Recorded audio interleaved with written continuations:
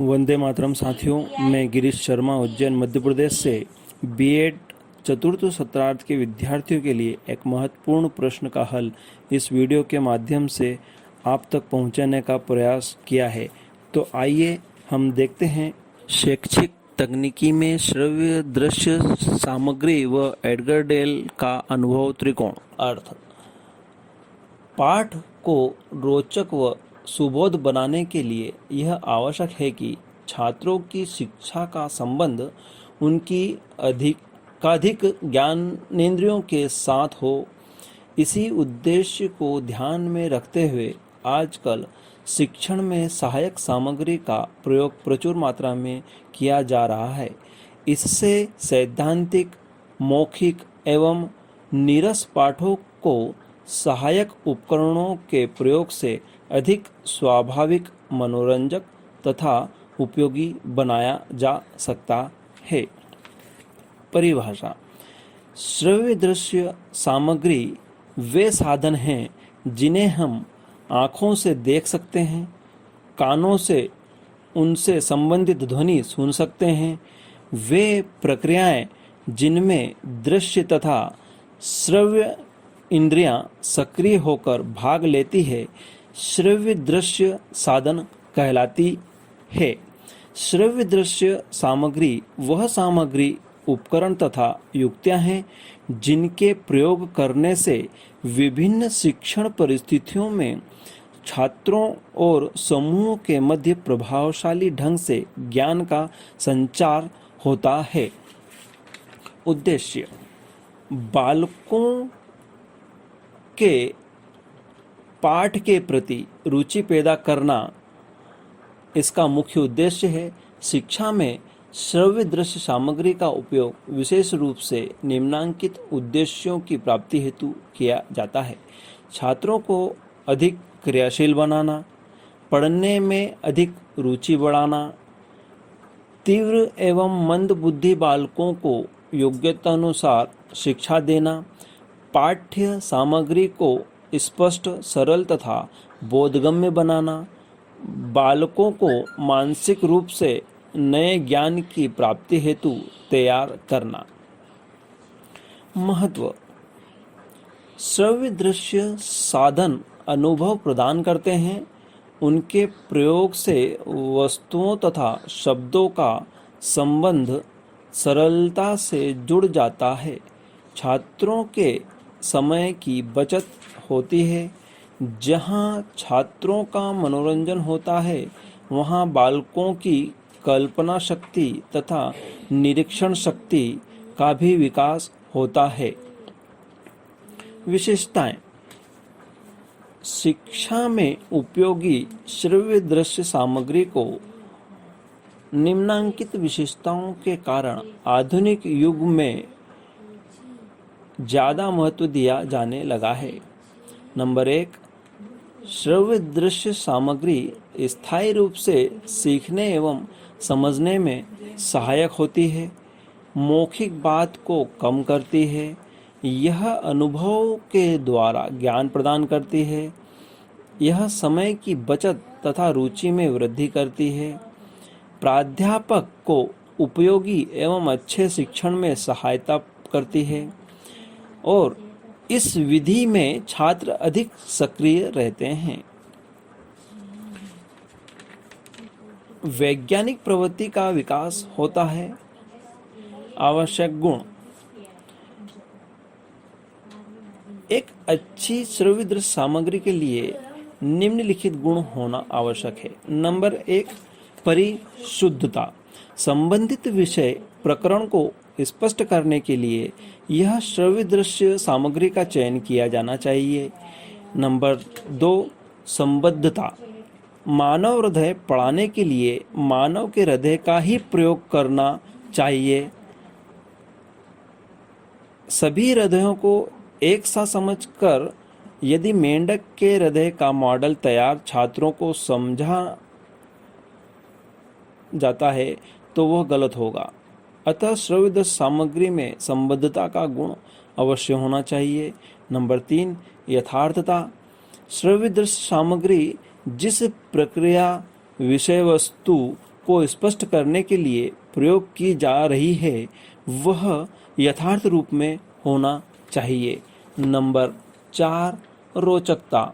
एक उत्तम श्रव्य दृश्य सामग्री में छात्रों की रुचि जागृत करने की क्षमता होनी चाहिए। यदि यह शिक्षण में रोचकता नहीं ला पाती तो शिक्षण सामग्री की उपयोगिता संदिग्ध हो जाती है। नंबर 5, अनुकूलता। एक अच्छी श्रव्य दृश्य सामग्री में अनुकूलता का गुण होना चाहिए।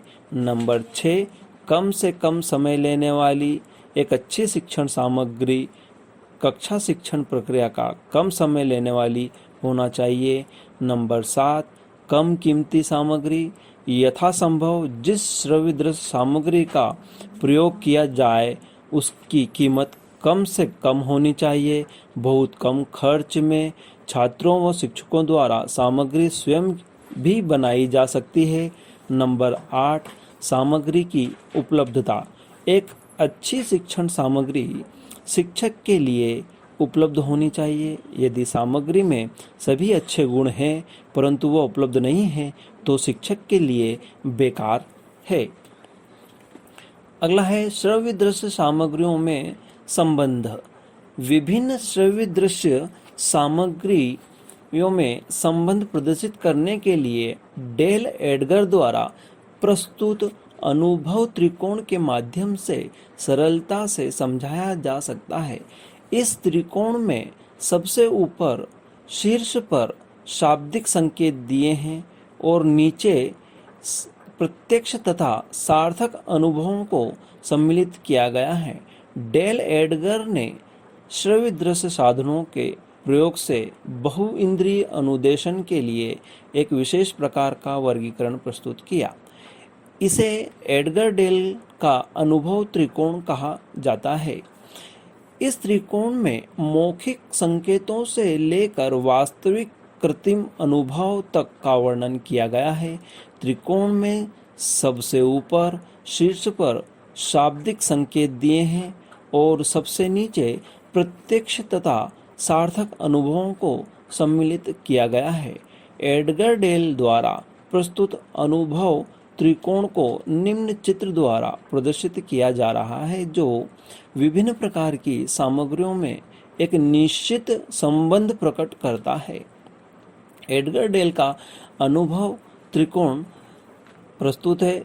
इसमें ऊपरी शीर्ष पर त्रिकोण के ऊपरी शीर्ष पर मौखिक संकेत दिया है जिसका वर्ग क्षेत्र बहुत छोटा दिख रहा होगा और सबसे अंतिम छोर जो कि वास्तविक कृत्रिम अनुभव वाला है उसका क्षेत्र काफ़ी विस्तृत होगा। तो ऊपर से नीचे की ओर चलते समय जब हम देखते हैं कि शीर्ष वाला सिरा सबसे छोटा जो कि मौखिक संकेत का है वह कम प्रभावशील है और जैसे जैसे हम त्रिकोण के नीचे की ओर बढ़ते हैं वैसे वैसे उस क्षेत्र का प्रभाव बढ़ता जाता है और उस वर्ग का प्रभाव भी प्रभावशाली होता जाता है। जैसे जैसे हम त्रिकोण के निचले भाग की ओर बढ़ते हैं वैसे वैसे प्रत्येक वर्ग का भाग भी बढ़ता जाता है और वह प्रभावशाली होता जाता है। इसमें सर्वप्रथम ऊपरी शीर्ष पर मौखिक संकेत, उसके बाद दृश्यात्मक संकेत और अगले वर्ग में रेडियो प्रसारण, फिर शांत चित्र और अगले चरण में धीरे धीरे हम आगे बढ़ते चलें तो चलचित्र, भ्रमण, प्रदर्शन, अभिनय करना, आयोजित कृत्रिम अनुभव एवं अंतिम छोर पर वास्तविक कृत्रिम अनुभव है जो कि सबसे बड़ा वर्ग है और यह विस्तृत और अधिक प्रभावशाली माना जाता है। अब हम देखेंगे अनुभव त्रिकोण की व्याख्या। श्रव्य दृश्य साधनों के प्रयोग के आधार पर एडगर डेल के अनुभव त्रिकोण को हम 4 वर्गों में बांट सकते हैं। प्रथम वर्ग है, इस वर्ग में प्रत्येक या वास्तविक अनुभव आते हैं।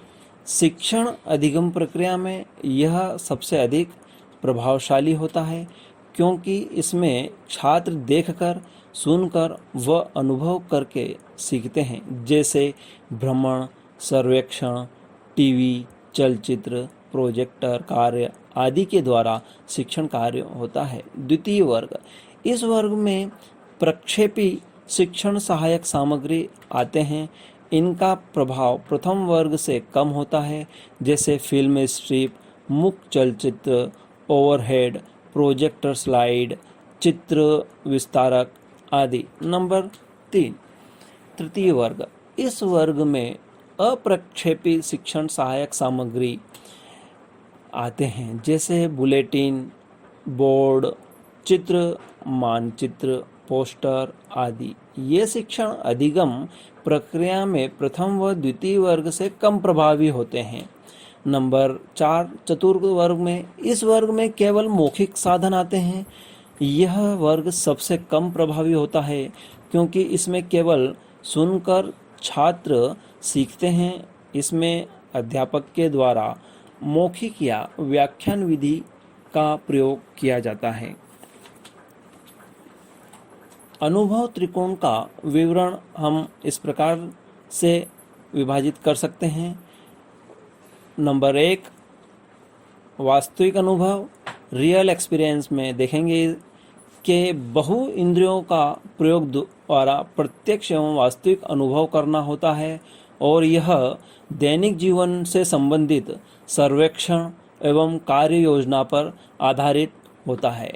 अगला है कृत्रिम अनुभव, आर्टिफिशियल एक्सपीरियंस। इसमें वस्तुओं के त्रिआयामी मॉडल, क्रियात्मक मॉडल का उपयोग किया जाता है। यह जैसे गंभीर बांध का मॉडल और हृदय की संरचना के मॉडल द्वारा भी हम इसे समझा सकते हैं। अगला है अभिनय अनुभव, एक्टिंग एक्सपीरियंस। इसमें छात्रों का अभिनय, ड्रामा आदि में भाग लेना होता है। यह अभिनय द्वारा या ड्रामा द्वारा इसे व्यक्त कर सकते हैं। उदाहरण में हम गुरु शिष्य आरूणी पर कोई ड्रामा कर इसमें उस विषय से संबंधित हम उन्हें बता सकते हैं। अगला है चौथा, प्रदर्शन द्वारा, डेमोन्स्ट्रेशन। इसमें छात्रों को किसी वस्तु या प्रयोग को करके दिखाते हैं, जैसे प्रकाश संश्लेषण की क्रिया का प्रयोगात्मक प्रदर्शन करके दिखाया जा सकता है। अगला है भ्रमण, फील्ड ट्रिप। इसमें छात्रों को विभिन्न स्थानों पर ले जाकर उस स्थान से संबंधित जानकारियों को प्रदान किया जाता है, जैसे ऐतिहासिक स्थल, भौगोलिक स्थल, धार्मिक स्थल आदि का भ्रमण कर उन स्थानों को जानकारी प्रदान की जाती है। अगला है चलचित्र, मोशन पिक्चर। इसमें टेलीविज़न, वीडियो आदि के द्वारा गतिशील चित्र दिखाकर और सुनकर इसमें अध्ययन कराया जाता है। इसमें शैक्षिक दूरदर्शन के कार्यक्रम अधिक उपयोगी होते हैं। अगला है शांत चित्र, स्टिल पिक्चर। दृश्य सामग्री को देखकर सिखाया जाता है, जैसे फिल्म स्ट्रिप, ओवरहेड प्रोजेक्टर आदि। अगला है रेडियो प्रसारण, रेडियो प्रोग्राम्स। विभिन्न प्रकार के विषयों पर रेडियो प्रसारण किए जाते हैं। यूजीसी का रेडियो प्रसारण होता है, ज्ञान भारती आदि का भी प्रसारण के द्वारा विषय से संबंधित जानकारी प्रदान की जाती है। अगला है दृश्यात्मक संकेत, विजुअल सिंबल्स। अध्यापक द्वारा चॉक बोर्ड द्वारा सिखाना, चार्ट आदि दिखाकर समझाना। इसमें चॉक बोर्ड, कार्य, मानचित्र आदि का उपयोग किया जाता है। अगला और अंतिम है मौखिक संकेत, वर्बल सिंबल्स। इसमें कक्षा में अध्यापक द्वारा मौखिक रूप से व्याख्यान देना होता है। व्याख्यान विधि द्वारा शिक्षण होता है, प्रश्नोत्तर विधि द्वारा शिक्षण किया जाता है। धन्यवाद।